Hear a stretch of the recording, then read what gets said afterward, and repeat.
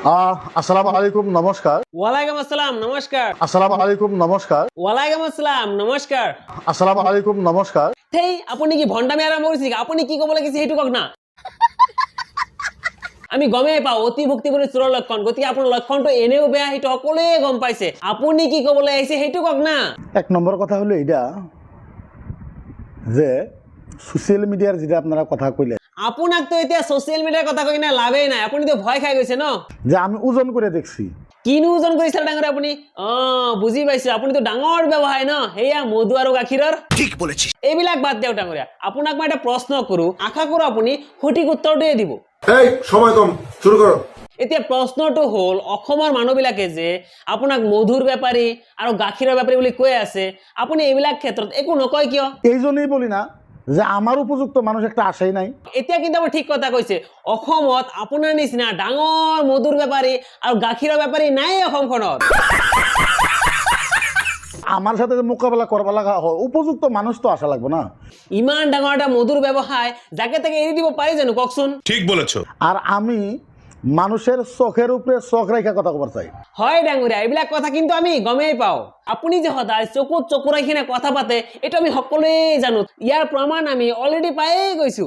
আর ওই কামের জন্য আমি এত মেহনত কষ্ট করি না, তো আমি ইসলামের কাম করতেছি। ঠিকেই কৈছে ডাঙৰীয়া, আপুনি ইছলামৰ বিষয়ে কিমানখিনি ভাল ভাল কাম কৰি আছে এইবিলাক কথা আমি গমেই পাওঁ। কিন্তু কিছুমান ভণ্ড আছে সেইবিলাকে কৈ আছে আপুনি নেকি এটা লুচ্চা, আপুনি এটা মধু ব্যৱসায়ী, এই অসমৰ মানুহবিলাকে কৈ আছে। কোন আসামের মানুষ? আসামের মানুষ মানে শয়তান করা নাকি? আৰে ডাঙৰীয়া, আপোনাৰ বিৰুদ্ধে যোনেই মাত মাতে তাকে আপুনি শয়তান বুলি কয়।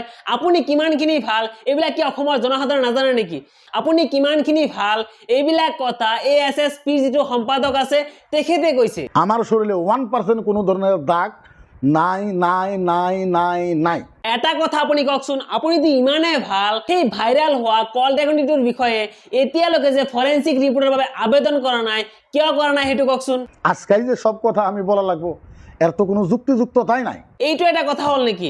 অসমৰ জনসাধাৰণে আপোনাৰ পৰা জানিব বিচাৰিছে আপুনি কিমানখিনি ভাল, সেইটোতো আপুনি নিজে বিষয়ে কোৱা নাই। তেতিয়াহ'লে কওকচোন আপুনি কিমানখিনি ভাল? বেঈমান, নাস্তিক, মুনাফিক, ভাঙ্গুর, মদখুর, চরিত্রহীন, জিনাকারী।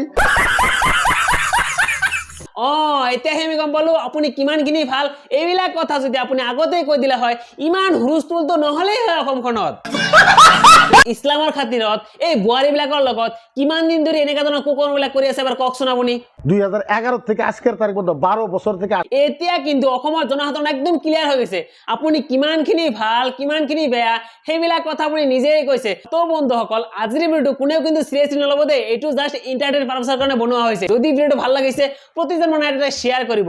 আৰু কিছুমান এনেকুৱা অলগদ্ধ আছে যিবিলাক অলগদ্ধৰ নেকি মূৰত মাল নাই আৰু কমেণ্ট বক্সত আহি কিনে উল্টা উল্টা কমেণ্ট কৰিব। সেইসকলক কৈছো আজিৰ ভিডিঅ'টো জাষ্ট এণ্টাৰটেইন পাৰপাছৰ কাৰণে বনোৱা হৈছে, ঠিক আছে? তো যদি ভাল লাগিছে ভিডিঅ'টো সকলো মানুহে এটাকে শ্বেয়াৰ কৰিব। ধন্যবাদ সকলোকে, জয় অসম।